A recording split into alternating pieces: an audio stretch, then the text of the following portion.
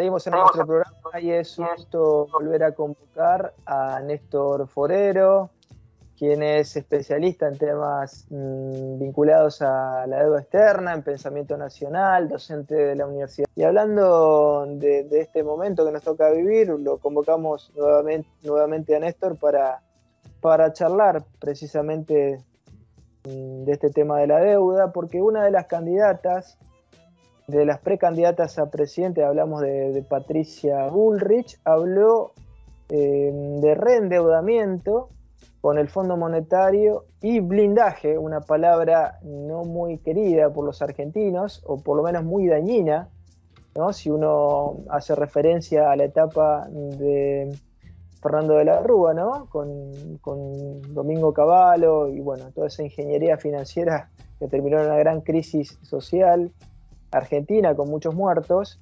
Y bueno, Patricia Bullrich habla del blindaje y del reendeudamiento para salir del cepo. ¿Qué significa esto, no? Porque quizás, lo charlábamos con Néstor, uno de los perjuicios mayores que puede tener Argentina, más allá de las reformas de tinte neoliberal que puede haber en el sector del trabajo, en el sector previsional, es el tema de la deuda, ¿no? Si nos encontramos verdaderamente ante un gobierno, ante un potencial gobierno peligroso en ese sentido. Néstor, ¿cómo estás? Bueno, muchas gracias por la oportunidad y sí, realmente lo que dice la candidata nos muestra que a un sector de los argentinos nos han amputado la memoria y otro sector de los argentinos no ha aprendido nada con el tiempo. El blindaje terminó con 39 muertos y fue una destrucción de todo el aparato productivo argentino y de la moneda. Y estuvimos al punto de la disolución nacional, que en el fondo es lo que están buscando. Están buscando la disolución nacional y están buscando que se fraccione el país en parte o rodeando distintas islas de riqueza. Ya hemos tenido varios síntomas. El gobernador de Mendoza en su momento habló de estas cuestiones. Morales en Jujuy, también el candidato electo de la gobernación de Córdoba, Yarlora, habla de la segregación de la nación argentina en fracciones. Y más allá de los grandes errores que se han cometido y que se cometen, creo que tenemos que hablar de la unidad, y de la unidad social, política y territorial. No tenemos futuro si somos una fracción. Si somos parte del todo y tomamos a la nación como un todo, podemos tener soluciones. Pero lo que seguro no vamos a tener es, si nos fraccionamos, va a ser libertad. Vamos a ser unos esclavos. Y en esas fracciones lo que sobra es gente, pueblo. Entonces aquello que está de más es descartable. Y es descartable desde el punto de vista económico, social, educativo, político, pero también ese descarte, que es la suma de las violencias, puede ser reprimido. Y parte de nuestro pueblo puede ser absolutamente reprimido, como todo nos indica que pasa en Jujuy y que puede pasar en otras partes, en cuanto que el pueblo queda fuera de su destino, fuera de tener un futuro digno. Y todo eso estuvimos a punto de perderlo en el 2001 y ahora lo volvemos a intentar. es un pacto suicida. Si la gente, nuestra gente, por bronca, termina avalando estas cuestiones del blindaje o del nuevo blindaje y de reendeudamiento, es un pacto suicida que cometería la sociedad con estos sectores políticos que nada tienen de nacionales, nada tienen de defensa del interés nacional.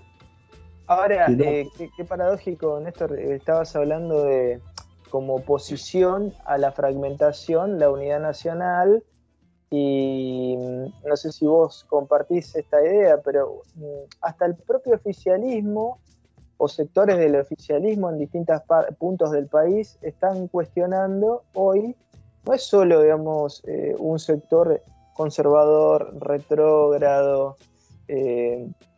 digamos, que evita cualquier tipo de diálogo, con el caso de Patricia Bullrich, sino también hay gente que está cuestionando desde el oficialismo la figura de Roca, que es una figura contradictoria, ¿no? Sí, seguro. Que tiene, digamos, sobre sus espaldas, del lado flaco, la guerra de la Triple Alianza, la guerra de fronteras, la llamada campaña del desierto, que es una guerra de fronteras donde se enfrenta el ejército nacional a los malones. Sí. O la ley de residencia misma. O la ley de residencia, por supuesto, pero también esas son las manchas negras de una figura contradictoria como Roca, pero tiene cosas buenas. Y la primera cuestión es que Roca, en sus orígenes y en buena parte de su accionar, ha estado contra los porteños. Entonces, muchos de los que critican a Roca reivindican a Mitre. Es decir, y reivindican el liberalismo y la entrega oligárquica del país. Pero más allá de lo ideológico, Néstor, hay que decir que Roca también es uno de los constructores, en el marco de la generación del 80, del proceso de unidad nacional, de esto que estábamos hablando. Nacionalizó la renta que era la gran disputa social y civil de la Argentina, que estaba en manos del puerto. Roca vence esos intereses, vence los intereses representados por Mitre, y nacionaliza y federaliza Buenos Aires, nacionaliza la renta, unifica la moneda, y comienza con la inmigración para ocupar geográficamente el territorio. Claro, claro. Además, él comienza la inmigración judía. Claro. De los perseguidos de Polonia y de Rusia. Sí. Pero digo, la ley de educación laica. Exactamente, eso digo, Néstor. O sea, la ley 1420, la creación del Ejército Nacional. Hay que contar también que en la etapa del roquismo y dentro de lo que es el proceso de la gestación de las Fuerzas Armadas, 1 de cada 4 ingenieros de la UBA era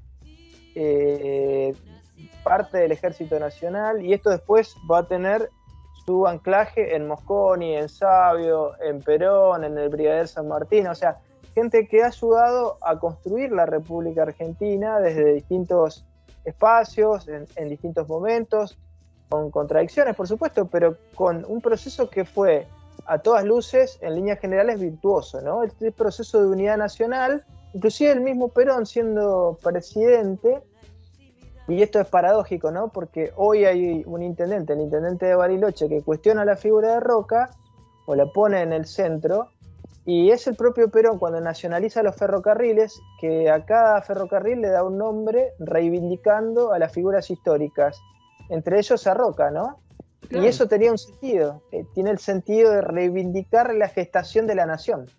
Claro, y también podríamos hablar de la doctrina Drago, eh, para preservar los países endeudados de sus acreedores, que fue una doctrina elaborada durante el gobierno de Roca. Claro, claro, claro, claro. Y Menciono este tema de Roca, Néstor, porque me parece que más allá del peligro de un reendeudamiento, de un blindaje, de una nueva cadena vinculada a la deuda, ¿no? Que es una vieja herramienta, vos lo sabés muy bien, de dominación imperial, pero también está la dominación cultural, ¿no? Porque esta idea que viene por el lado del oficialismo y de la oposición, de cuestionar incluso las figuras que, digamos, generaron el proceso de unidad nacional, es algo que hay que tener en cuenta, ¿no? Porque también es una contribución, de alguna manera, a la fragmentación y a la balcanización que vos estabas mencionando, ¿no? Por parte de los gobernadores. sí, y cuando hablaste recién de los ferrocarriles también, eh, hablemos que el primero que cuestiona el tema de las tarifas es Emilio Silvit, el gran mendocino, y que plantea que en realidad con las tarifas nos están modelando el sistema productivo nacional y qué cosas se van a poder vender y qué cosas no. Y señala de que por el interés nacional plantea que hay que nacionalizar los ferrocarriles. Lo dice un liberal como Emilio Civit. O podemos hablar también sobre el informe sobre la salud de los trabajadores de Violet Macé, que fue un informe promovido durante el gobierno de Roca. Así que Sí, sí. hay claros oscuros, es decir, si los Bueno, el oscuros... Código del Trabajo, el primer proyecto de Código del Trabajo es del roquismo, pero lo voltean en el Congreso, ¿no? La oposición lo voltea, pero y también la creación de la caja de jubilaciones es parte del roquismo. O sea, hay muchísimos matices. Claro, hay muchísimos matices para considerar. Es decir, la idea de Roca como formador de la nación o del Estado Nacional, no cabe duda que es un partícipe activo y necesario para esta cuestión estatal, o de formación del Estado Nacional. Como todo hombre ha tenido sus males y grandes males. Y todo lo moderno que pudo haber tenido Roca en la formación del Estado Nacional terminó cuando él se aquerenció con las estancias. Claro. Y ahí es donde ahí pierde el patriciado y se convierte en oligarca. Porque el patriciado de alguna manera buscaba reivindicar el territorio y se sentía parte del territorio. En cambio, el oligarca lo que estaba buscando era nada más que la mantención y el mantenimiento de los privilegios que tenía. Y eso fue lo que terminó definiendo esa generación. Pero comenzó siendo un patriciado. Y ese patriciado fue el que venció primeramente los intereses porteños. Por eso los porteños fundamentalmente nunca han aceptado la figura de Roca y siempre han reivindicado la figura de Mitre. Y la formación de nuestros maestros sarmientinos, en el fondo tienen el trasfondo del estudio de la historia a través de Mitre. Y eso va tanto a los sectores de derecha como a los sectores de izquierda. Entonces Roca no es la figura de no querida. por lo Sí, menos... muchos hacen también, Néstor, es cierto eso, muchos hacen mitrismo a la izquierda, ¿no? Hacen mitrismo, hasta sin saberlo, ¿no? Algunos a sabiendas y otros sin saberlo, ¿no? Porque en realidad están tomando esta posición del mitrismo y quizás también hay otros autores que castigan mucho el proceso de formación nacional. ¿Qué es eso, no? Porque hay que medir que Argentina venía de guerras civiles hasta la batalla de Pavón, de Caseros. Bueno, lo que se termina allí es un proceso de guerras civiles. Uno podrá hacer la evaluación, podrá tener sus simpatías con uno u otro sector. Más allá de Pavón todavía. Yo diría a la UL, porque hasta ese momento, bueno, Buenos Aires se separa y crea un estado propio. Claro. Claro. Claro. El estado de Buenos Aires y inicia una guerra económica contra las provincias del mal llamado interior, contra sus hermanas de provincia. Y es una guerra económica que termina con la destrucción de la Confederación Argentina. Pero de una manera atroz. Esa parte de esa documentación se ha perdido, en parte porque cuando Mitre triunfa y Urquiza se retira de la lucha, toda la documentación de la Confederación Argentina se la embarca en baúles y se la deposita en el puerto de Buenos Aires, a la intemperie. Con lo cual, al poco tiempo se destruyeron toda la documentación, porque al quedar a la intemperie. Pero hay que entender de que la destrucción de la Confederación Argentina fue una parte de una guerra económica que lo enfrentó a Buenos Aires, pero no era Buenos Aires solamente con sus recursos, era Buenos Aires más sus empréstitos de la Baring Brothers para destruir las otras provincias y crear una colonia próspera para los sectores privilegiados. Y eso fue lo que sucedió. Ahora, Néstor, posterior a esa etapa que vos bien describís, lo que hace la generación del 80 es darle una unidad a lo que no existía, digamos, o tratar de unificar una dependencia un territorio y una cultura, ¿no? Generar algo común, esa es la nación, ¿no? Entonces, digo, cuando se pone en tela de juicio la idea de la nacionalidad, también es una forma de poner en riesgo esto que vos mencionabas al principio de la nota, ¿no? Por el lado financiero, ¿no?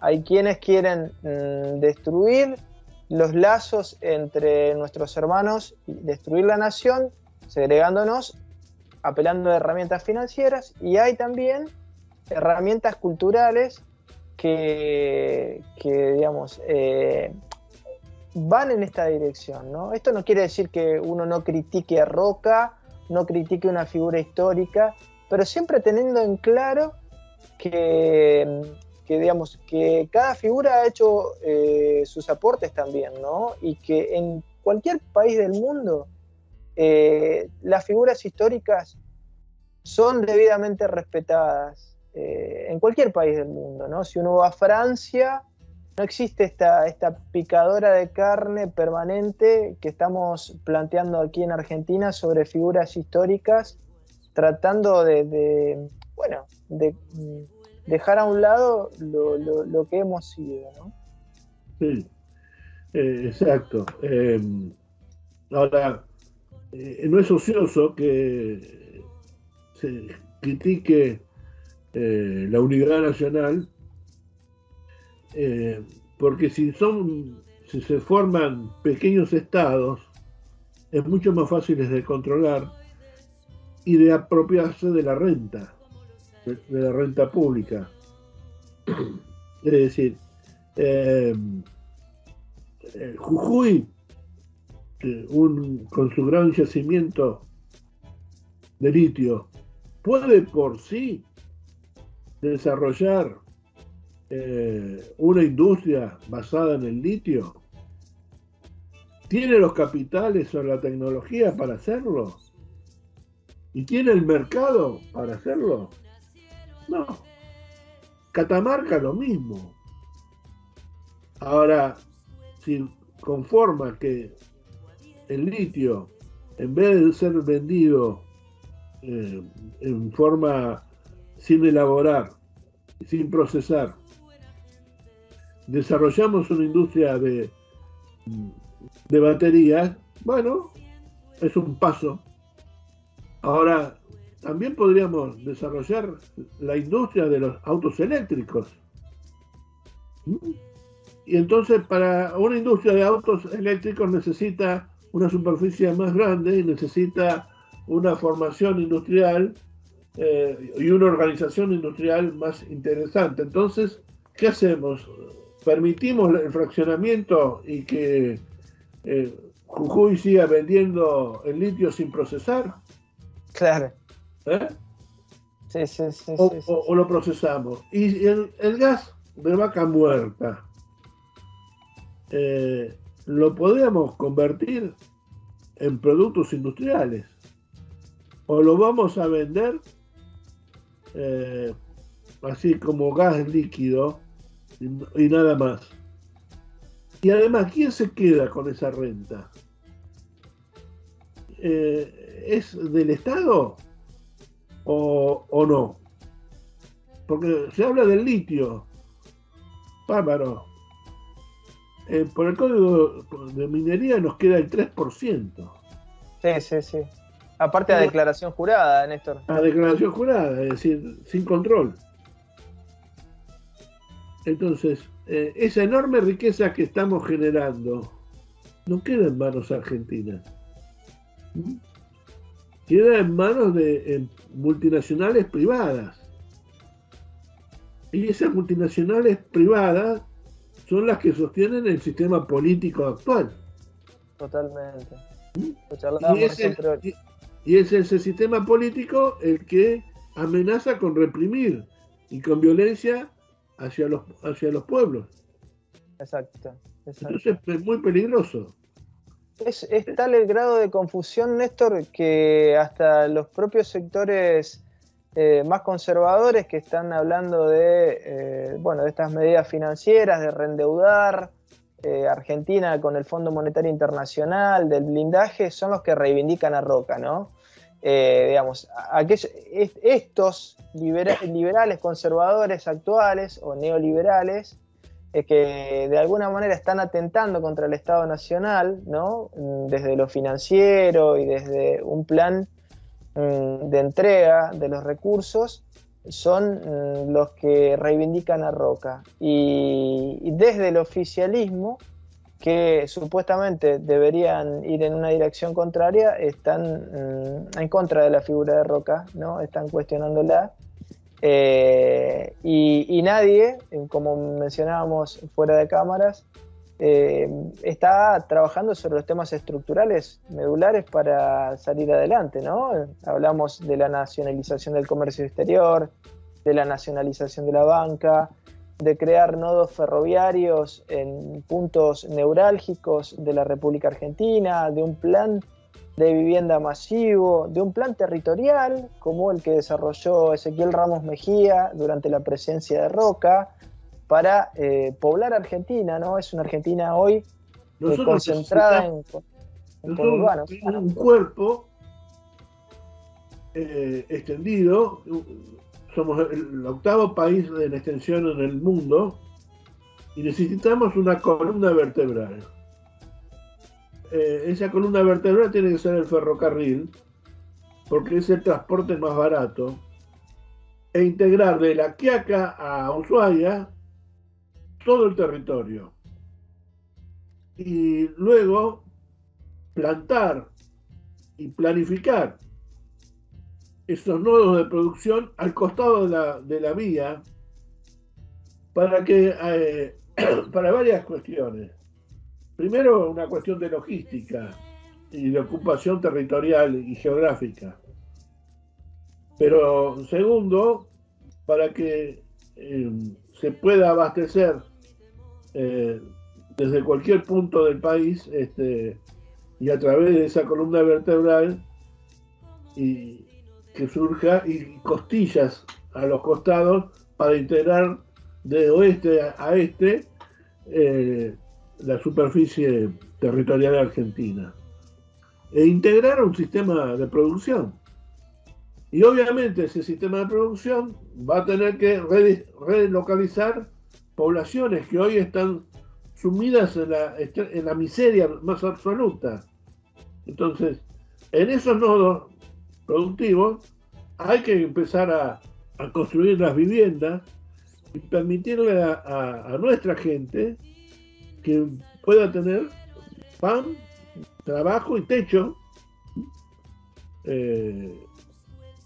para decirlo de una manera distinta al eslogan, pero puedan tener un trabajo digno, aprender oficios, ocupar el territorio nacional e estar ligados de norte a sur.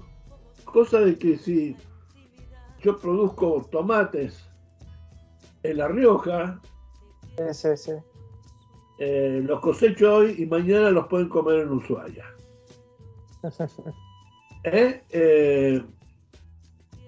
Primero, la logística y el flete va a ser menor.